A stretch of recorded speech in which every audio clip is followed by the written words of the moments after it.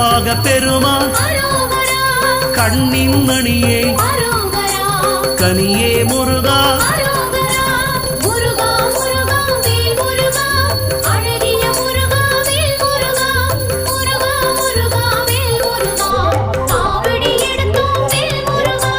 தண்டபாணியே எங்கள் தெய்வமே குண்டலமொளிரும் சுந்தர அழகே